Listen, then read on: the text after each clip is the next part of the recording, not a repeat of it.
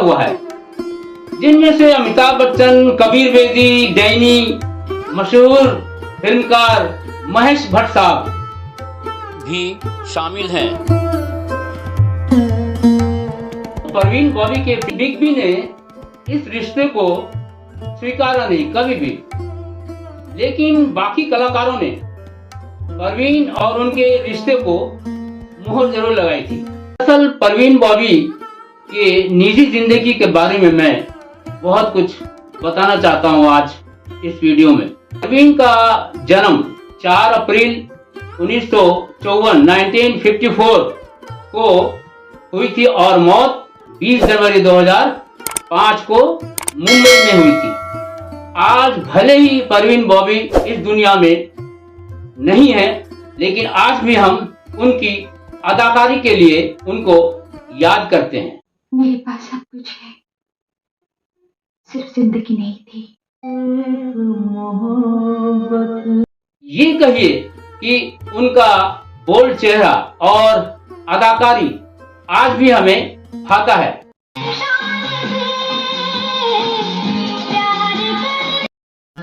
ये कोई सायात ओके।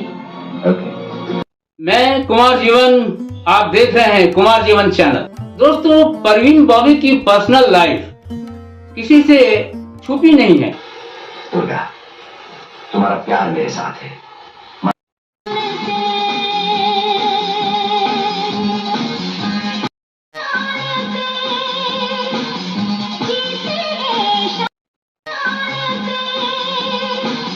जिनमें से अमिताभ बच्चन, कबीर बेदी, डैनी, मशहूर फिल्मकार महेश भट्ट साहब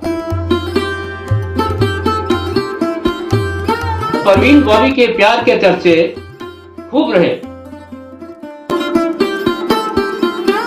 बिग बी ने इस रिश्ते को स्वीकारा नहीं कभी भी,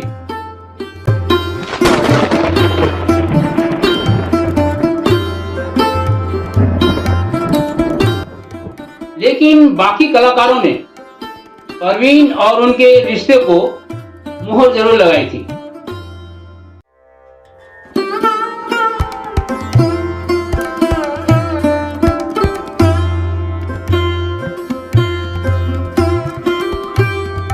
उन्नीस 1980 और 1990 के दशक में अगर कोई टॉप का विलन रहा तो वो रहा डैनी।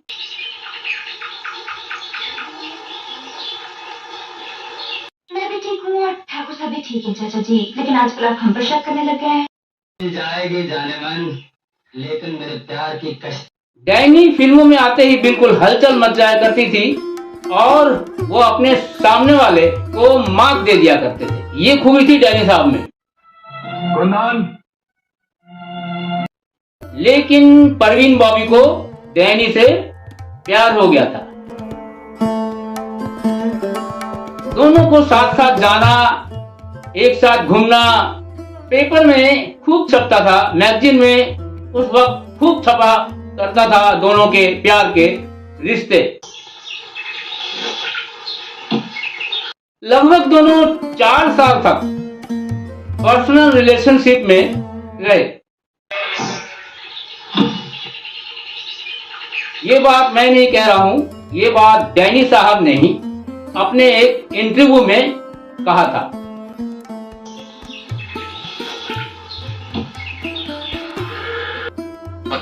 तुम फौरन यहाँ चले आओ, ओके? बाय। और डैनी ने अपने अफेयर्स की बात परवीन बॉबी से कबूला था। ठाकुर साहब भी ठीक है चाचा जी, लेकिन आजकल आप हम पर शक करने लग गए हैं। नहीं बेटी।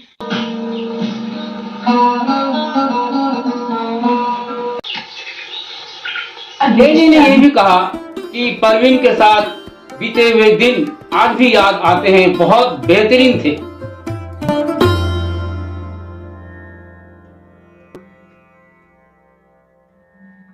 ठुकराइन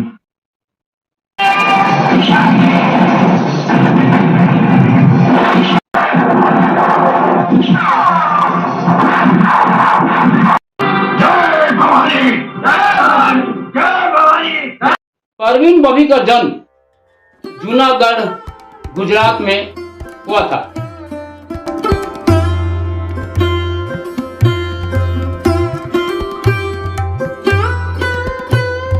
पहले वो मॉडल बनी और फिर हीरोइन।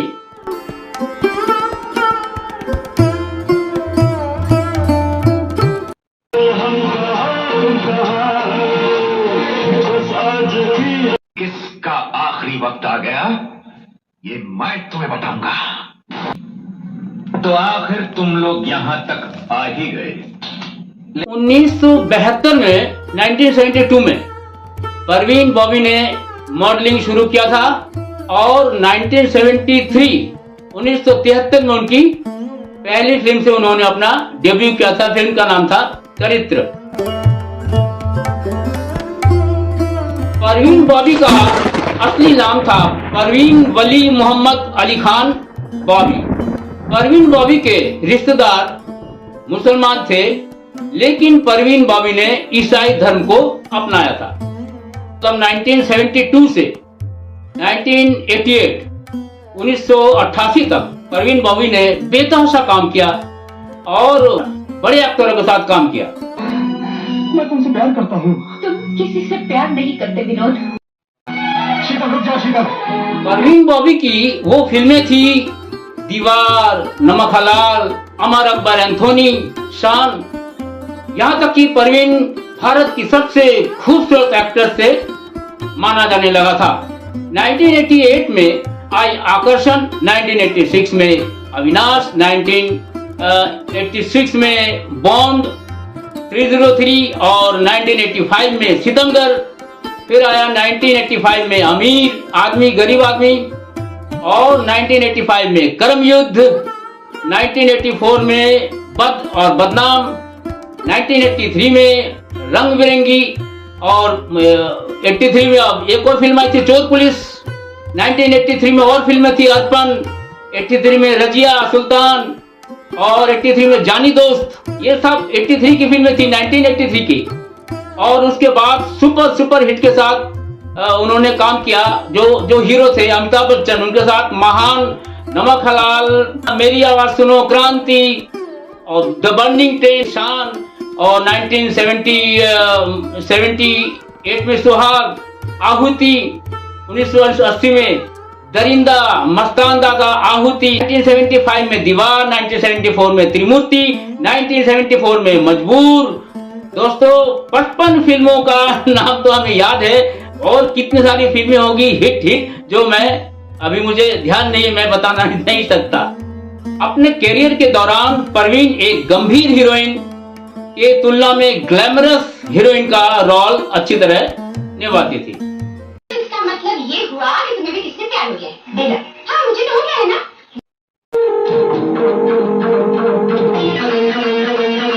फैशन डिजाइनर में अपना नाम तो सभी जानते हैं, मनीष मल्होत्रा का। लेकिन परवीन बॉबी एक ऐसी अदाकारा थी जिसने फैशन की आधुनिकता में बिल्कुल ही कमाल कर दिया था। उस वक्त मैगजीन के पहले पेज पे परवीन बॉबी का ही फोटो छपा करता था।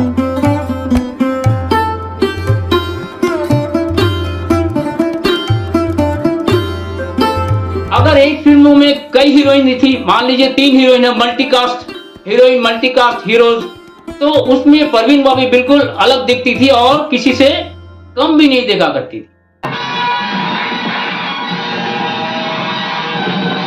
सबसे ज्यादा हिट फिल्में परवीन बॉबी की अमिताभ बच्चन के साथ रही। शाम को उठे तो समुद्र के किनारे सैर करने निकले, हाथ में छड़ी पकड़ी। अरे भाई तब तक रिटायर हो चुके होंगे, आराम की जिंदगी होगी। जबकि और चिड़चिड़ी हो जाओगे कि छोटे छोटे बच्चे पीछे डुबकी लेकर घूमेंगे।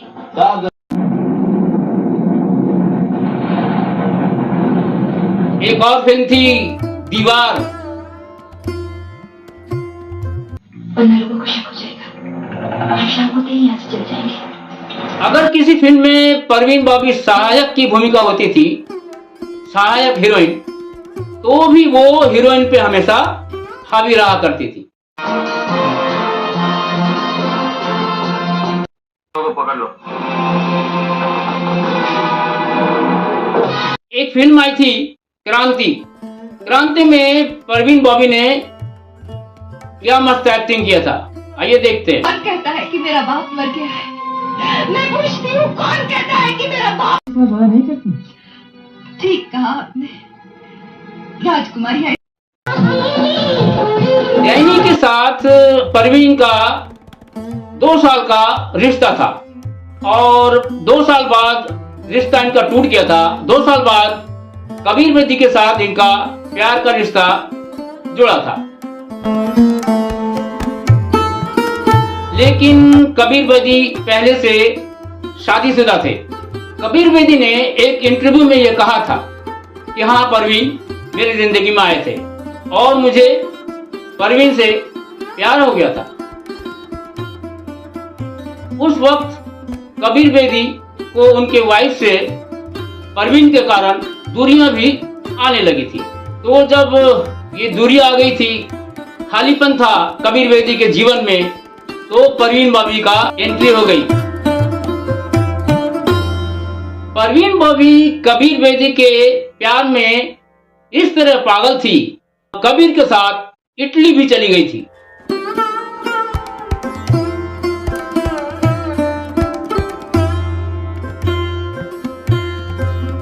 ये बात है 1976 की। दोस्तों, 90s के सबसे टॉप की हीरोइन और सबसे महंगी हीरोइन परवीन बॉबी ही थी।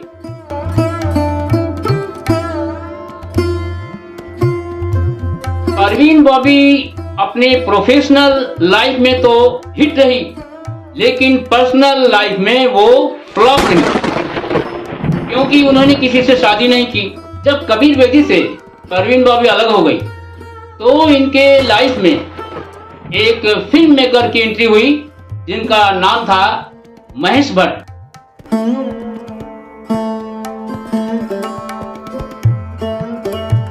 लेकिन परवीन बॉबी पूरी जिंदगी सच्चे प्यार के लिए तरसती रही।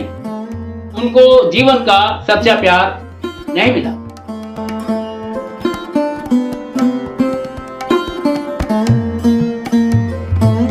यहां तक कि उनके अंतिम समय में उनको कोई पूछने वाला नहीं था। डैनी और कबीर से रिश्ता तो खत्म हो गया था। अब उनका प्यार था महेश भट्ट के साथ। महेश भट्ट ने भी परवीन बॉबी के लिए बहुत किया। हालांकि महेश भट्ट शादीशुदा थे और महेश भट्ट बच्चे के पिता भी थे। आज लॉरेन ब्राइट किरण भट्ट के नाम से जानी जाती है। दोस्तों, ये रिश्ता भी ज्यादा दिन नहीं चल पाया और 1980 में महेश और परवीन का रिश्ता भी टूट गया। परवीन बॉबी को कोई गंभीर बीमारी लग गई थी।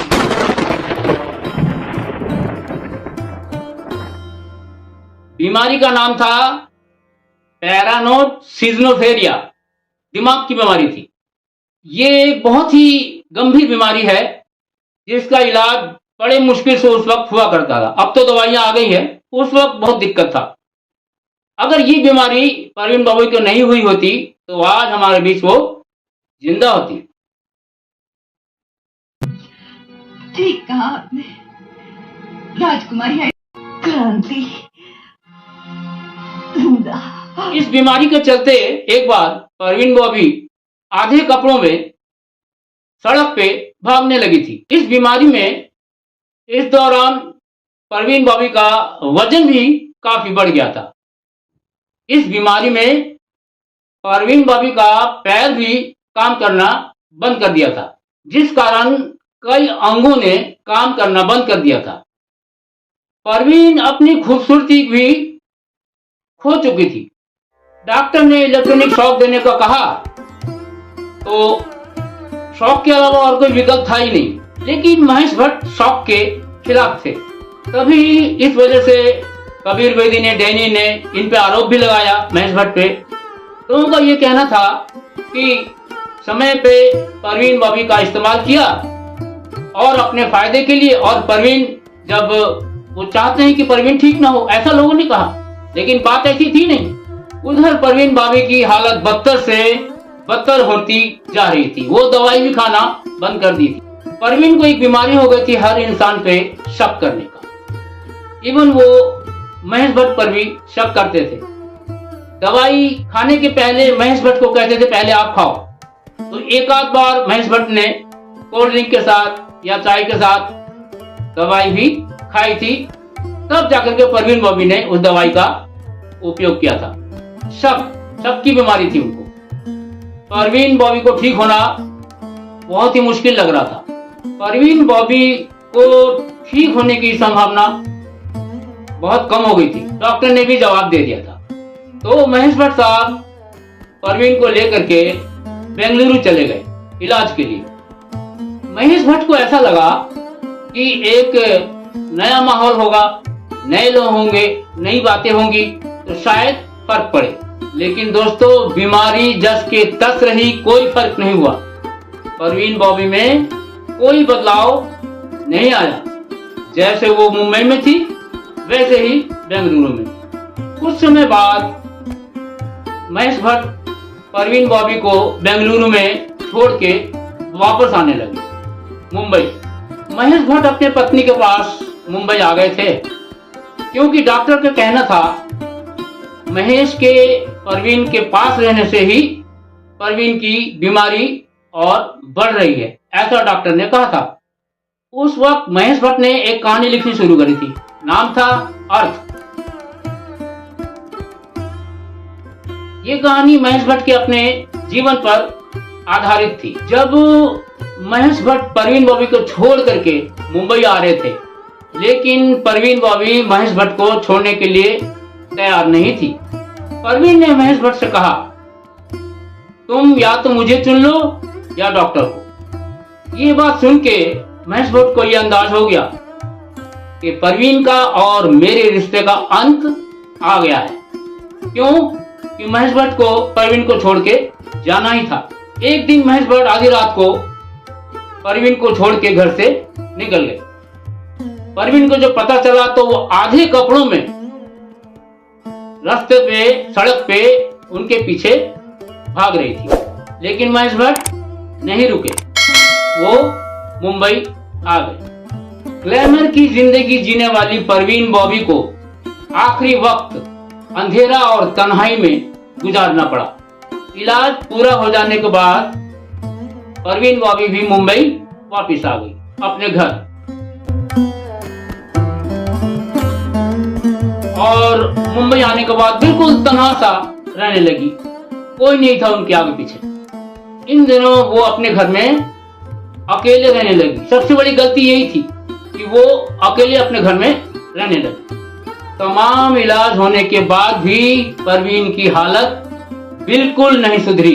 परवीन के मन में ये डर हमेशा बैठा रहता था कि कोई मुझे मारने आ रहा है, कोई मुझे मारने आ रहा है, कोई मुझे चाकू मार देगा, ऐसा वो सोचती थी। उसको ऐसा भी लगता था कि मेरे कार में किसी ने बम रख दिया हो और मैं मर जाऊंगी। हमेशा मरने का डर इनको सताता रहता था। यहाँ तक कि एसी की आवाज सुन के भी परवीन बॉबी डर जाया करती थी। परवीन बॉबी अपने को स्टार अमिताभ बच्चन से भी डरने लगी थी। उनका ये कहना था कि अमिताभ मुझे मारना चाहते हैं। इवन वो पुलिस थाने में भी उन्होंने ये रिपोर्ट लिखवा दी थी।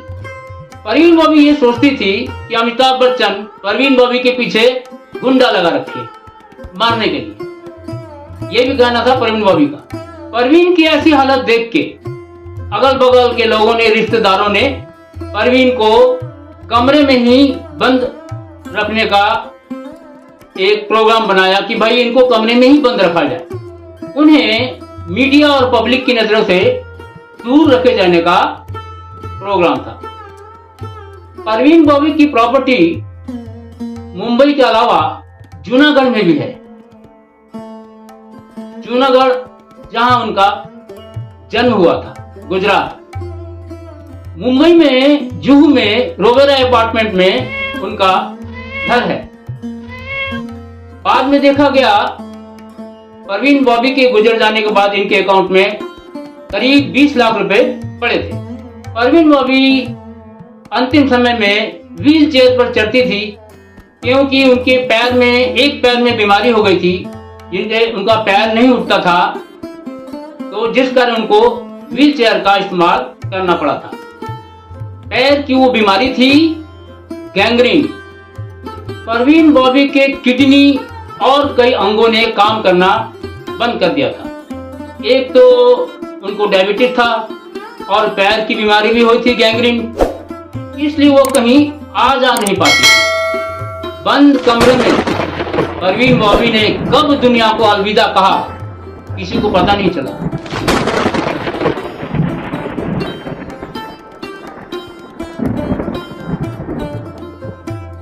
उनके कमरे के बाहर 2-3 दिन पुराने अखबार और 2-3 दिन पुराने दूध के बोतल पाए गए थे। जब बहुत बदबू आने लगा मकान से तो पुलिस बुलवाया गया और पुलिस ने दरवाजा तोड़ा तो अंदर परवीन बॉबी की लाश मिली। मतलब 2 दिनों से परवीन बॉबी किसी से नहीं मिली थी और इनके कमरे से, मकान से बहुत ज्यादा बदबू आने लगी थी। जब पुलिस को बुलवाया गया, दरवाजा तोड़ा गया तो परवीन बॉबी बिस्तर पे मरी पड़ी थी। डॉक्टर का यह कहना था कि इनकी मौत ऑलरेडी 2 दिन पहले हो चुकी है, यानी 20 जनवरी 2005 को परवीन बॉबी की मौत बताई गई थी।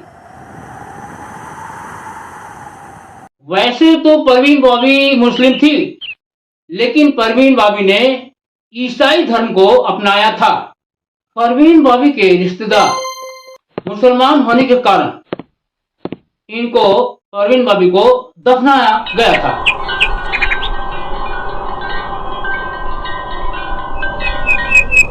डॉक्टर कहते हैं परवीन की मौत भूख के कारण और डायबिटीज के कारण हुई।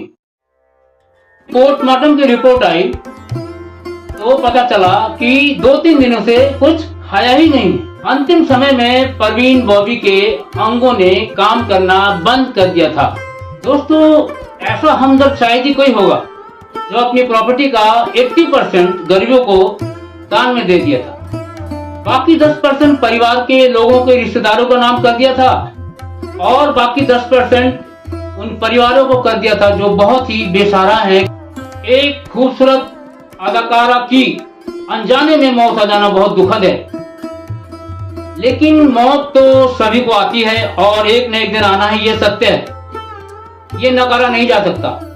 लोग कहते हैं कि चढ़ते सूरज को सभी प्रणाम करते हैं और डूबते सूरज को कोई नहीं। लेकिन दोस्तों, एक ऐसा भी त्योहार आता है जिसका नाम है छठ मैया, जिसमें उगते और डूबते दोनों तरह से सूरज को अर्घ दिया जाता है और प्रणाम किया जाता है। उस पर्व का नाम है छठ मैया का त्योहार। दोस्तों, एक्टर और एक्ट्रेसेस का चेहरा मोहरा बदलता रहता है, लेकिन मौत एक सच्चाई है, सबको आनी है और एक न एक दिन जरूर आती है, चाहे आप खूबसूरत हो या बदसूरत। ये थी परवीन बॉबी की पूरी कहानी जो मैंने आप लोगों के समक्ष रखी। अगर अच्छा लगे तो लाइक सब्सक्राइब कर सकते हैं। तो धन्यवाद दोस्तों, फिर अगले एपिसोड में एक नई अदाकारा के किस्सों के साथ मिलता हूं मैं।